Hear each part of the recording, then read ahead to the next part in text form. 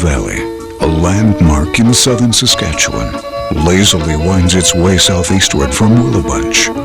Layered buttes and sandstone grace the flats and coulees of the Big Muddy, often called the Badlands. In July of 1989, more than 350 men, women, and children, and some 30 covered wagons embarked on a 100-mile, 5-day journey. The Big Muddy International wagon train would retrace the route taken by Sitting Bull and his Sioux Nation when they surrendered to U.S. authorities over a century ago in 1881. 5 days and 5 nights on the Sitting Bull Trail became an extraordinary holiday adventure, not soon to be forgotten. This unique adventure began Monday morning, July 10th, when over 500 well-wishers gathered to celebrate.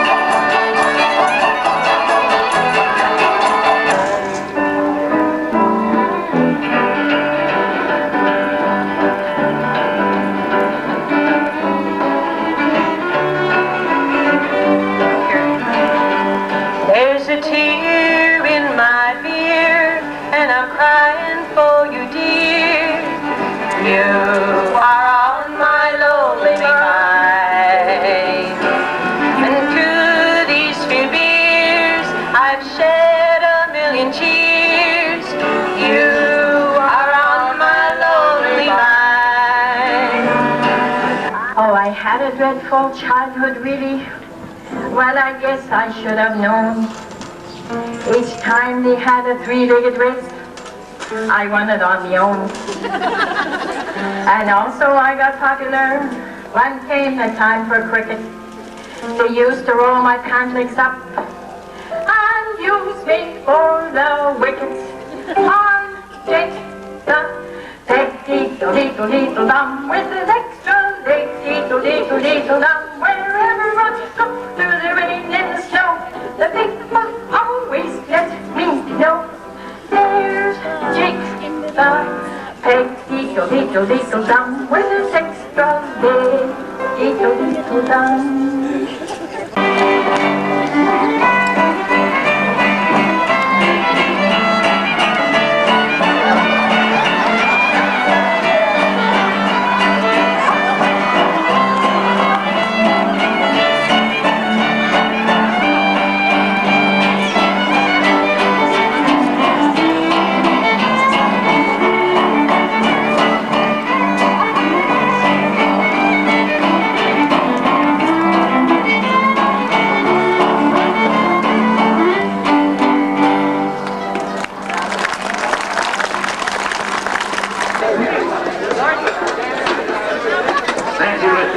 For the introduction.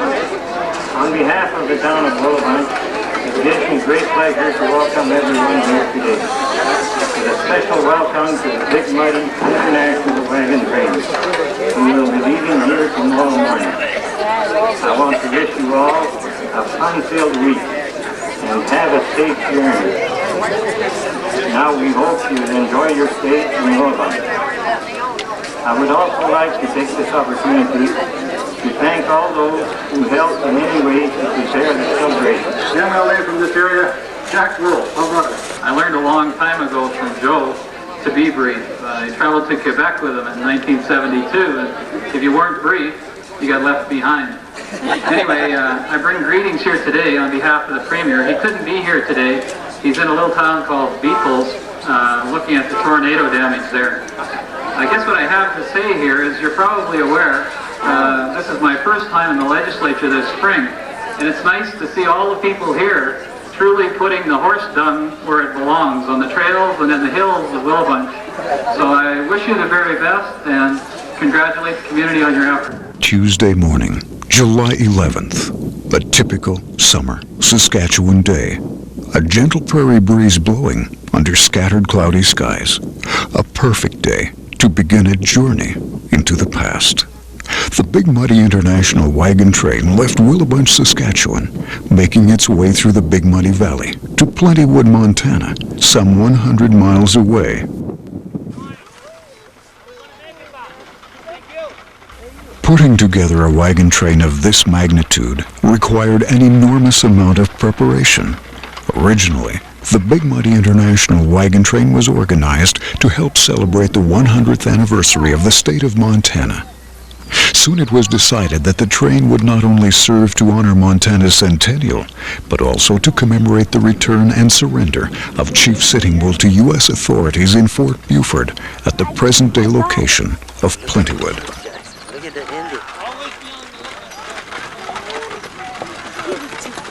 Over 350 men, women, and children, along with horses, wagons, and outriggers, joined in the trek through the Big Muddy. People came from all over North America to participate in this monumental journey and to relive a vital part of North American history. Modern-day pioneers came from as far away as Alberta, British Columbia, Ontario, Montana, and even Texas.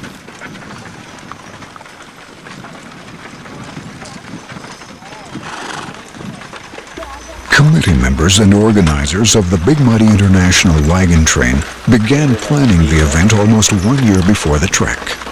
Lack of open range was a problem that had to be addressed.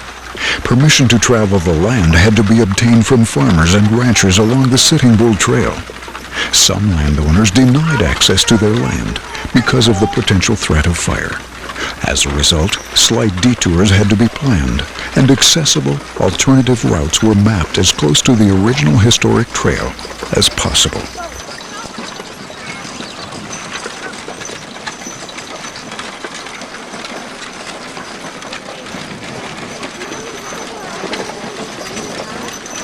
Canadian organizers and coordinators of the trek worked extremely hard enlisting volunteers from southern Saskatchewan, who turned out in large numbers.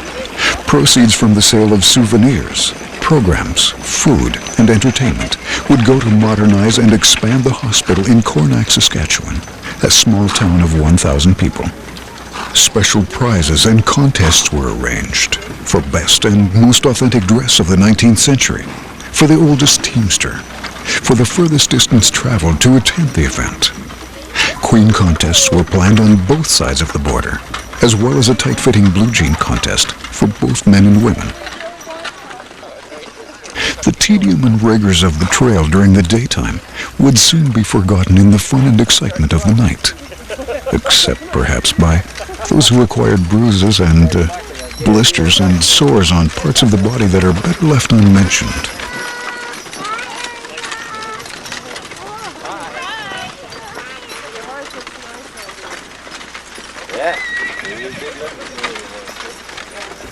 Horses played a major role in the success of the Big Muddy International Wagon train, a role that could be played by no other. Horses, in all sizes, shapes, and surprises. Horses, in small teams, large teams, and in between teams. Huge draft horses, and even a pair of stubborn, little mules. Horses, pulling wagons of every description. Covered wagons, some with windows tied back to catch the warm prairie breeze, some without. Horses, pulling old-fashioned farm wagons, and even two-seater Democrats. Hay, oats, and water were brought in daily for the animals. Such attention to detail was commendable. Canadian authorities even requested weed-free oats to feed the critters. If any wild oats were to be sown, it would have to be done in other ways, perhaps in the traditional manner. Coordinators and organizers of the Big Muddy International Wagon Train described it as an organizational nightmare, having to provide camp crews, cleanup crews, sanitation facilities, and even security. Organizers claimed that 150 volunteers were necessary just to look after the wagon train. For the pioneer-spirited adventurers along for the ride, the Big Muddy Train was a major thrill. For the organizers, well, it was tough and grueling, but rewarding as well. Food is always a big part of an event such as this. The food coordinator, nicknamed Wishbone, and his sidekick Cookie, along with over 100 volunteers, helped prepare and distribute the food. Rising daily at 4 a.m., they gathered and began breakfast preparations. 25 pails of orange juice, 800 gallons of coffee, and one morning, 75 dozen eggs. Breakfast and supper were prepared in large vans and delivered to the campsites.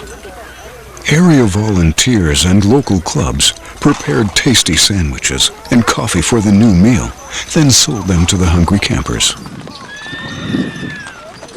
The food menu varied greatly each day. On Thursday evening, the last camp on the Canadian side of the 49th parallel, nearly 1,200 people gathered for one barbecue extraordinaire.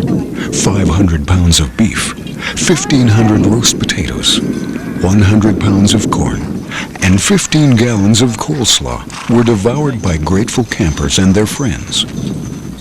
Visitors were allowed daily to come to camp and visit with the campers. The evening meals usually averaged 500 people.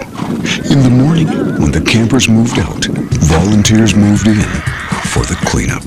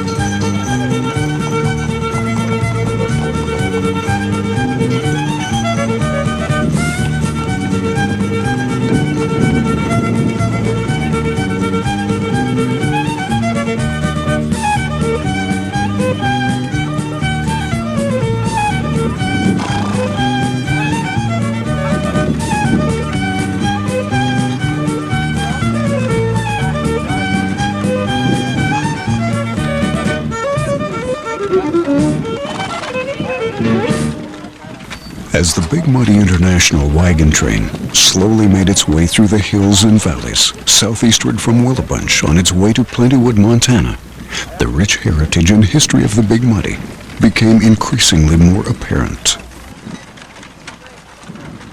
At the turn of the century, ranches were established throughout the valley, usually close to a nearby spring, and coulees for sheltering the livestock.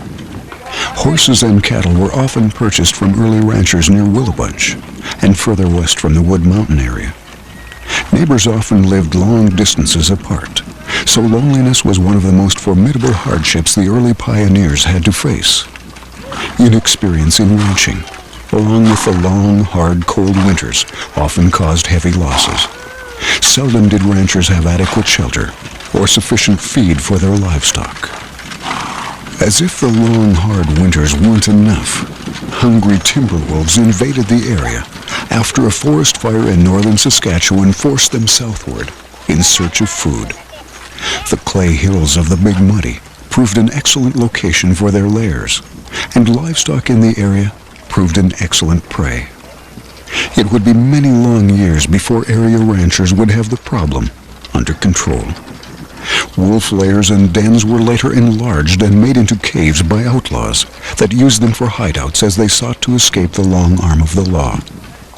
Outlaws used many other hideouts in the Big Muddy country as well. Old abandoned farms, ranches, and old sod shanties.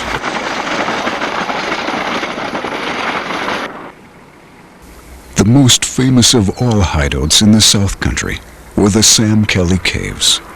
Sam Kelly, alias Nelson of the notorious Nelson Jones gang, enlarged an old wolf lair for living quarters. Not far away, an even larger cave was used to hide the gang's saddle horses. Water was very close by, so the caves were excellent hideouts. Peak Butte, also nearby and close to the American border, served as a lookout point for outlaws on the run. Wind and erosion that predominate the Big Muddy area helped the outlaws by covering the few trails they did make. Outlaws on the run in the area remained at large and very elusive for a long, long time.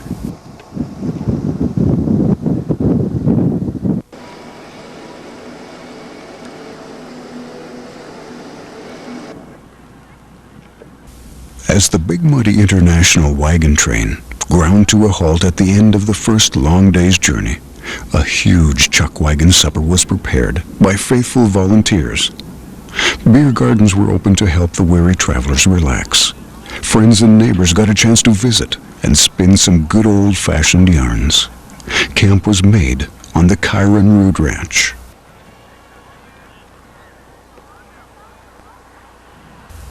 Entertainment in the evening played a very important role in making the wagon train a huge success. Local talent from southern Saskatchewan was often the featured entertainment, but occasionally the happy campers made their own fun, bringing out guitars, accordions, and fiddles, jamming till the sun went down. Those who felt like shaking their sore and often weary little bottoms did so, even after being glued to the saddle all day. Peggy Engel was crowned queen of the ride.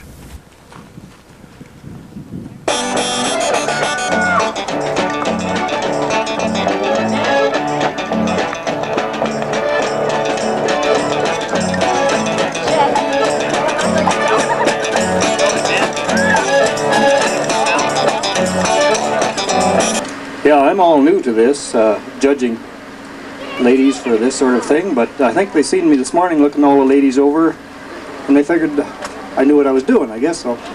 Anyway, we decided on Peggy to be our queen, and so I'd like to congratulate her right now and give her a big hand.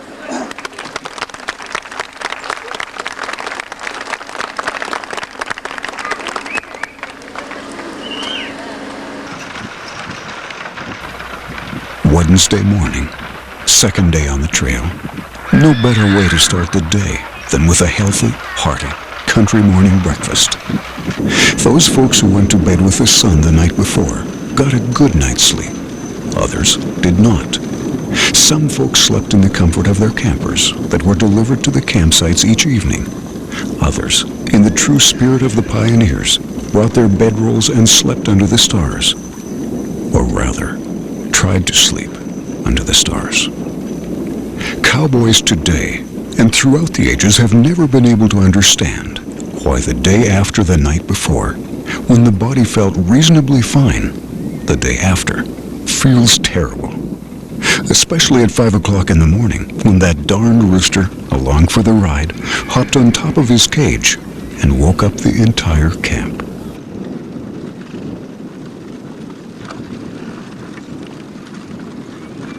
First aid attendants on the trip claim they did not treat any injuries more serious than the odd sunburn and a couple of youngsters who sat on a cactus. A likely story, considering the tall tales that are told by country folk on the trail.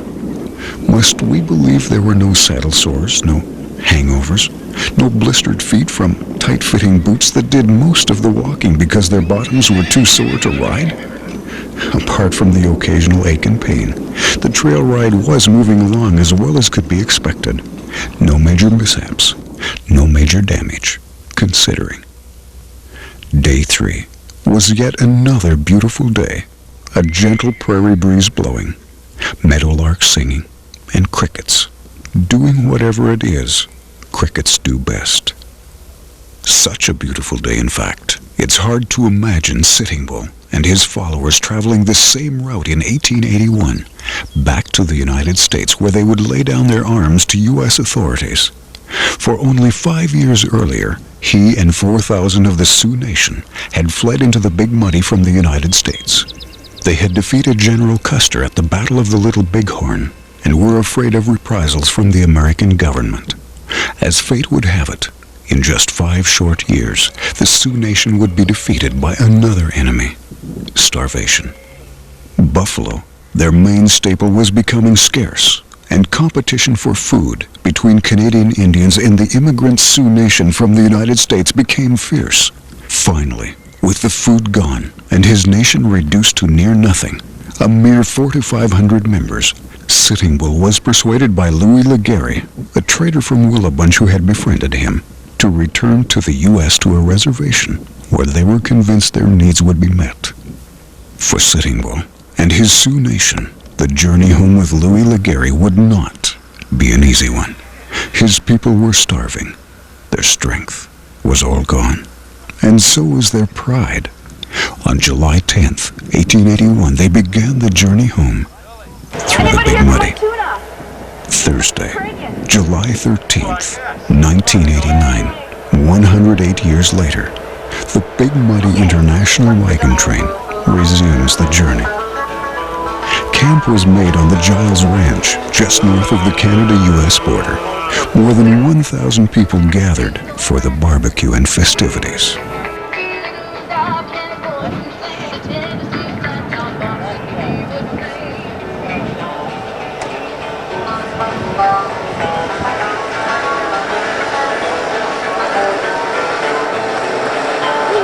Look at all the jam cactus. These are people who dance something called the grass dance. They wear an outfit which is supposed to imitate the flowing of the grass. Following them are 2 girls.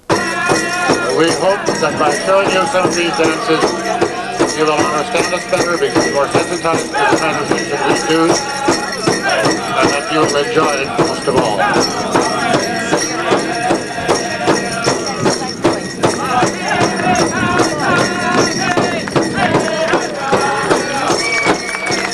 Let's hear it!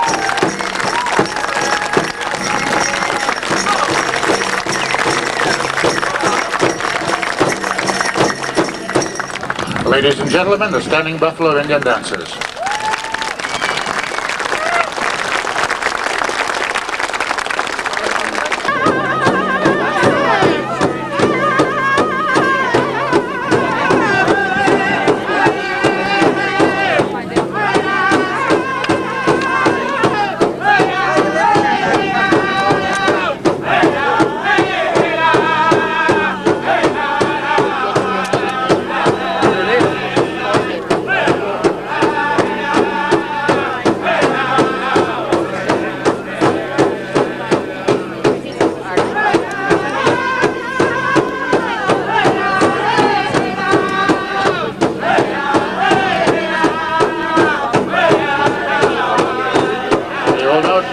Beadwork that these people wear, and also the moccasins and high tops, which are all beaded, individual beads. It takes a great deal of time and skill. The patterns that you see are developed by the people the person who makes it, after talking to the individual and seeing what her thoughts are. Shawls are meant to represent originally deer hides that are colored or painted. Some of you may have seen hide paintings in the past.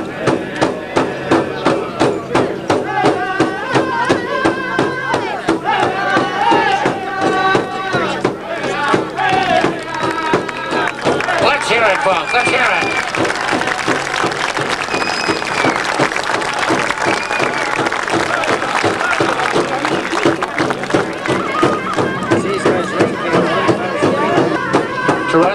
4 is a very, very, very mystic and very holy number. In that there are 4 directions, there are 4 elements, there are 4 stages of your life, there are 4 seasons. For to us 4 is very significant.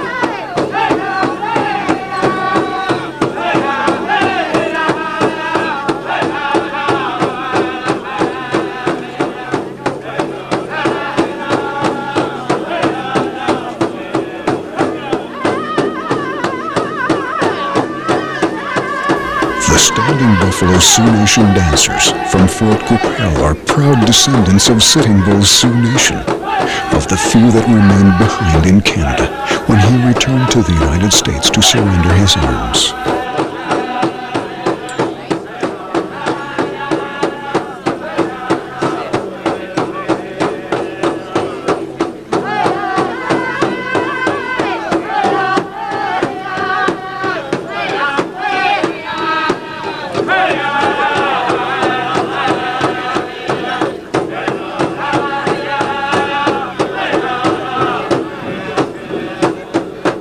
Our lady fancy dancers, let's hear it for them.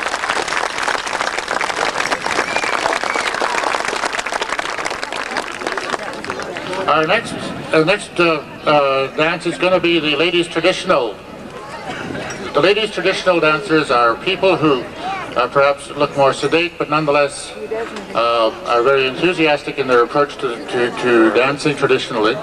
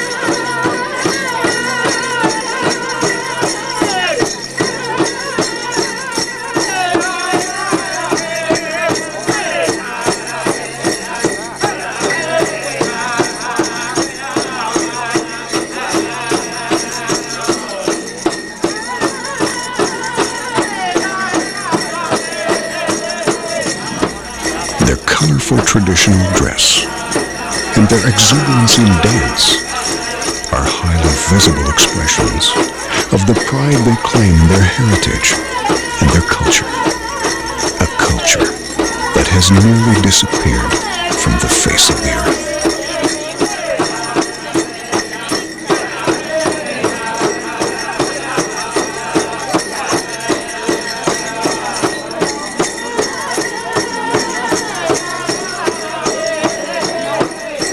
Let's hear it for the grass dancers.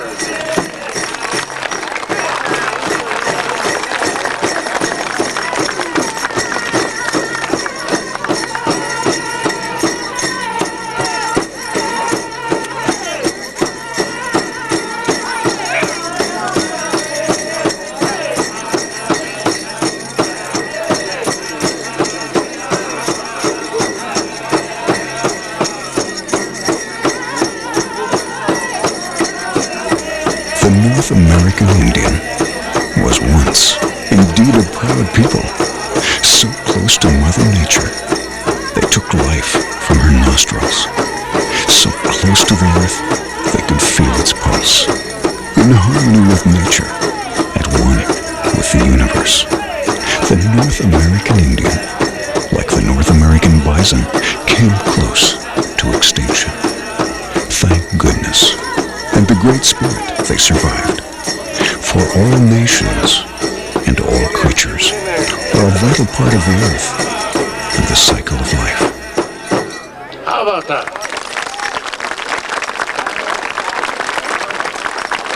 Who have gone before us and the people who will come to us in the future. Prayer of the feather.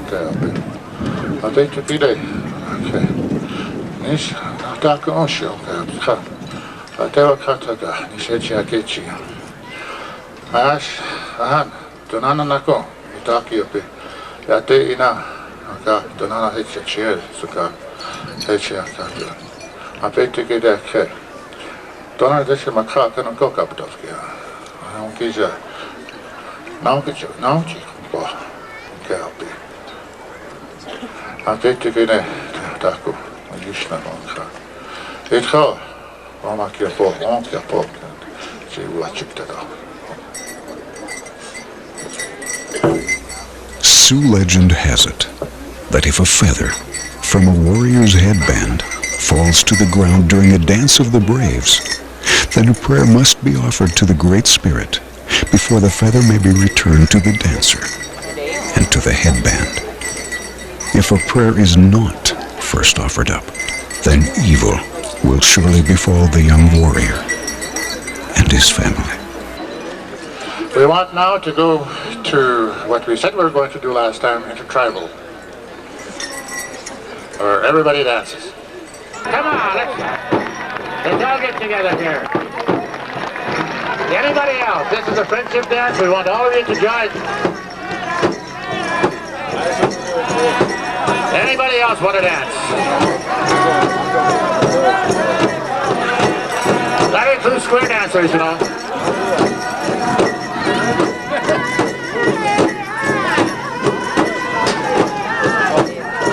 Something fell, I didn't do it.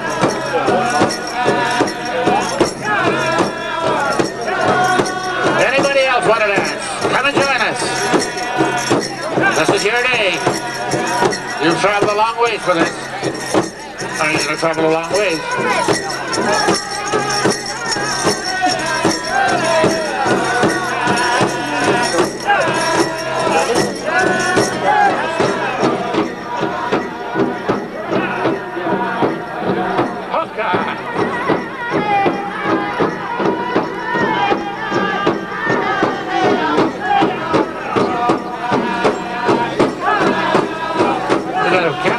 Filming his feet.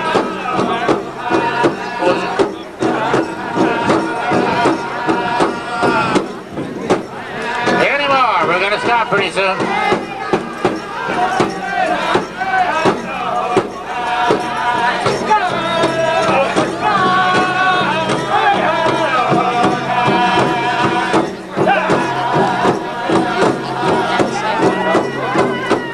This is your absolutely last chance. If you don't come up now, you'll end up telling your grandchildren why you didn't dance. But if you do dance, think of all the stories you'll have to tell.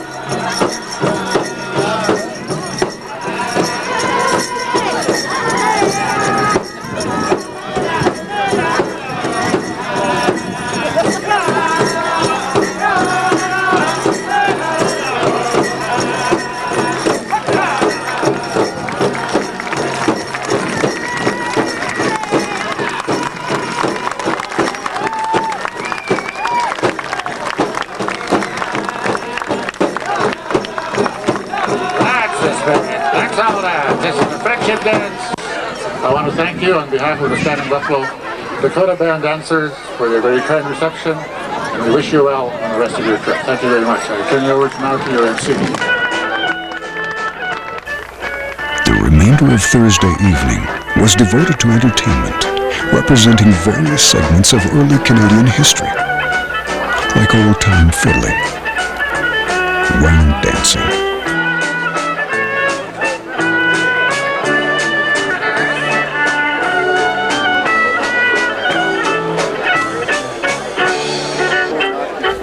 and square dancing. Take out of the breakfast, and I'm out of the corner of the hall, and join your hands and away we go. Circle to the left, go around the ring. Hey now, reverse back the other way around. Hey now, do it out of the left with a corner, do the right on it, grand around the ring, hand over hand with a pretty little leg. Well, you're gonna meet your honey, give her a swing. Yeah, round and around and promenade to the 2x2, and home we go around the ring and all the way around, and when you're there, let's go up to the middle, come on back, promenade the outside ring, go halfway around. Looks like mine. The evening's entertainment also included a tight-fitting blue jean contest for men and women.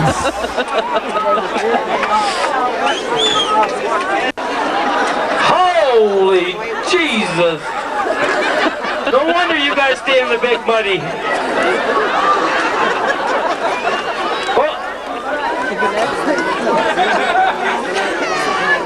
I always wondered why the guys were happy in the big muddy. Now I can know why. Okay, what are the name of the judges on this one? Gary Schmidt, the Elvis impersonator that's going to be up here a little bit later on. You need some music. Oh, okay, hold it. We need the band up here. Come on, band. We need the band up here. We need a little music. Holy geez, you guys should see this from the front. You believe there's nothing on from the waist up? No, Moose, you get over here. Please invite me back again some... Oh, you want to get married? I guess I'm coming back. So what's your name? That was fun. Hi, girls, your turn.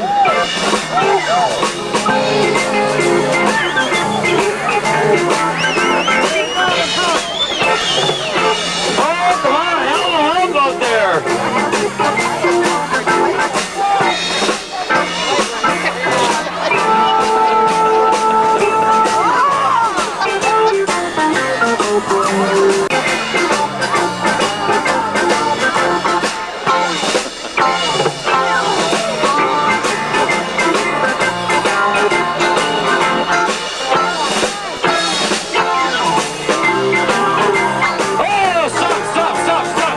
Few words for you. What is that, Roy?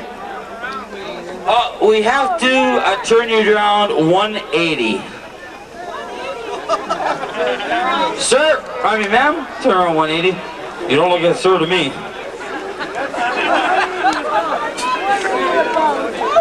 A little bit of bump and grind. A little bit of bump and grind, Donnie. Since blue jeans were originally created for cowboys, it would probably be safe to say that tight-fitting blue jeans were also created for cowboys and cowgirls to look at. Number 384. 384 was the winner. Now there was 2 or 3 others that were in there pretty tight too. Can you touch your toes? Touch your toes. I'll help you. Congratulations, sweetheart. Okay, we got the guys yet. Congratulations there, big guy. He's got something for you there. No? Congratulations. Let's give these guys a big round of applause and all the girls that entered the tight fitting jeans contest.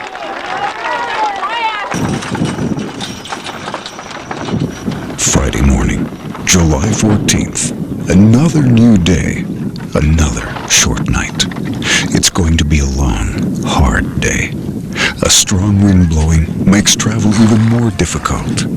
Soon the Big Muddy International Wagon Train will cross the 49th parallel, the same parallel that the RCMP Mounted Patrol guarded for years.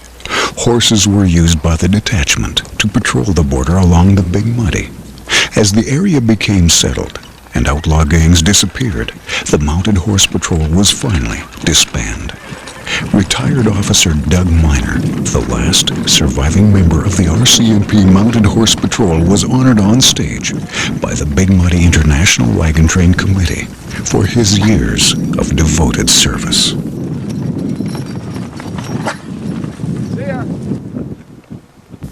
As the Big Muddy International Wagon Train crossed the U.S. border, it was greeted by 4 U.S. Border Patrol officers dressed in full uniform and mounted on horses.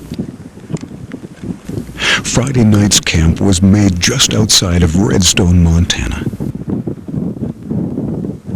Saturday, on the trail, was another hard day.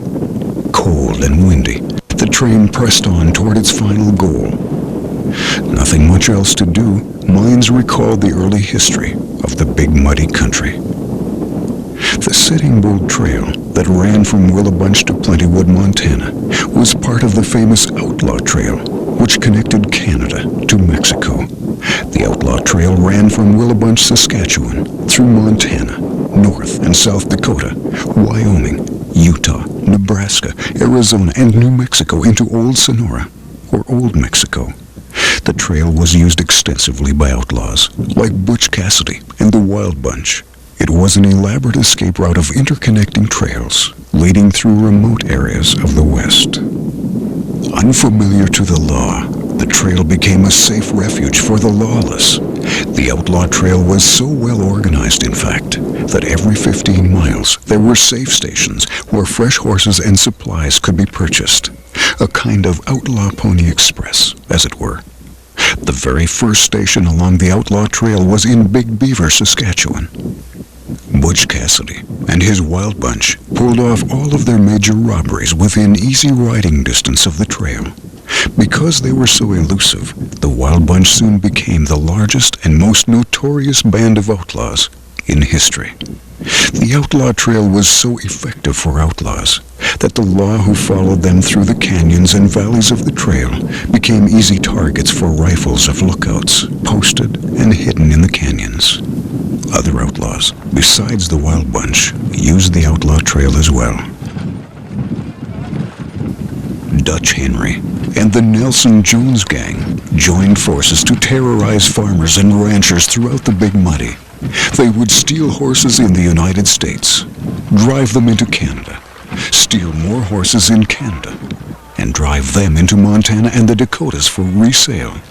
Members of the Nelson Jones Gang included Kid Trailer, Sam Hall, Bloody Knife, and Tom Reed, as well as Duffy and Birch.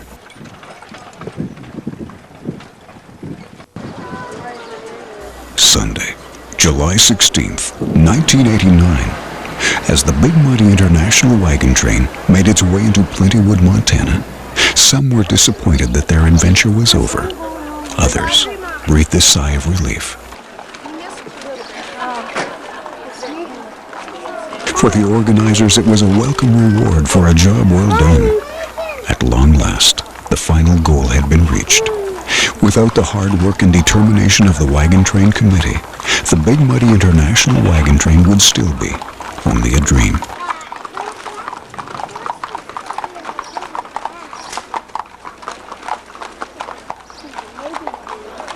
Now that it was over, it would become a memory.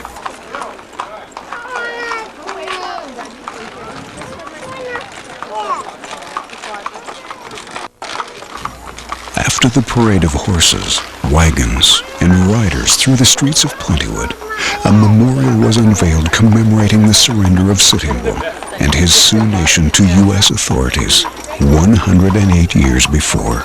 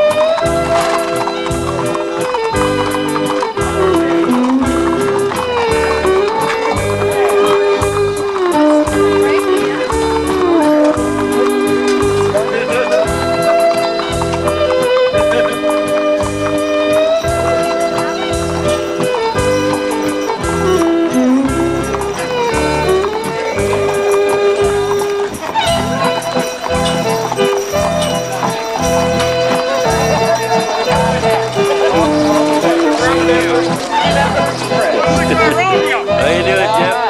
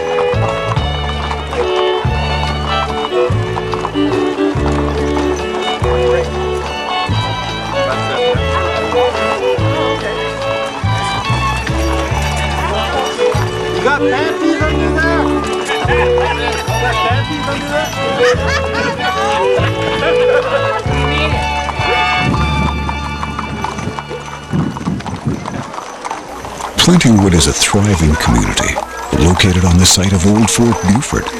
The surrounding countryside is very similar to that of southern Saskatchewan. Farming and ranching play a major role in its economy. Plentywood also attracts Canadians in rather large numbers who are all very eager to try their luck in the local gambling casinos and bars. Because of its popularity with Canadians, Plentywood boasts many restaurants, nightclubs, bowling alleys, golf courses, hotels and motels, a hospital and nursing home, as well as a fine swimming pool. Gambling, however, is the biggest of all tourist attractions.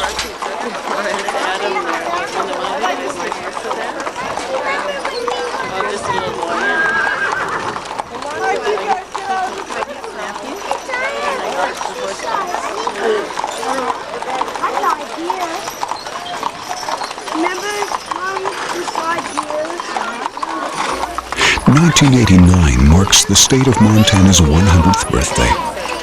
The Big Muddy International Wagon Train was established in part to help celebrate Montana's centennial. And celebrate they did in Plentywood. Happy birthday to you. Happy birthday, dear Montana. How you doing?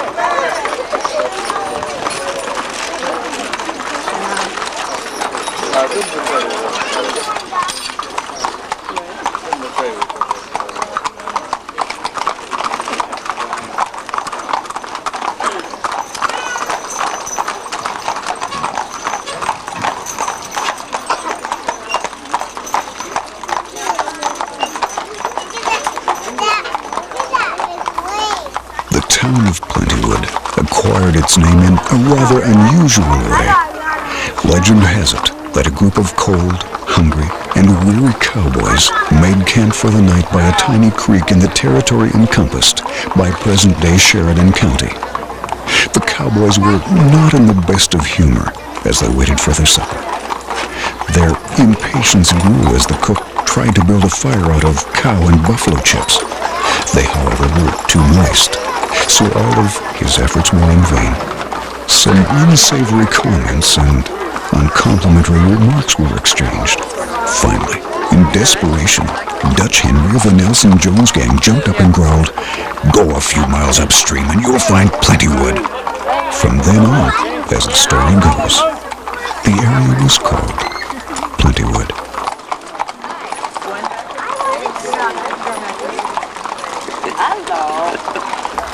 Rumor had it that Dutch Henry later fled to South America like Butch Cassidy and numerous other outlaws had done.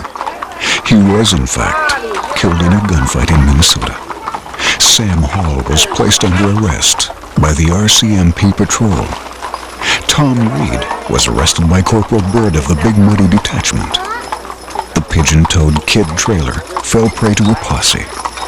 Jones himself was shot by an American sheriff. Duffy and Birch were captured by the law and given stiff prison sentences. And Bloody Knife, drunk on rum, was killed by a man in a drunken barroom brawl. Sam Kelly, alias Nelson of the Nelson Jones gang, gave himself up to U.S. authorities in Plentywood, but because of lack of evidence, he was acquitted of the charge laid against him.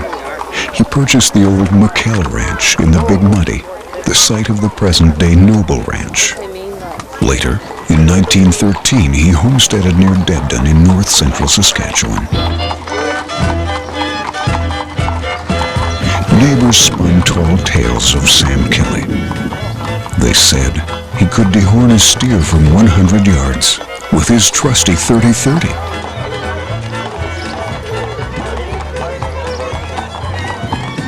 From time to time, it was rumored that members of the old gang would pay him a visit, whenever it was safe to be in the area, that is. Sam Kelly passed away in North Battleford, Saskatchewan, in 1954.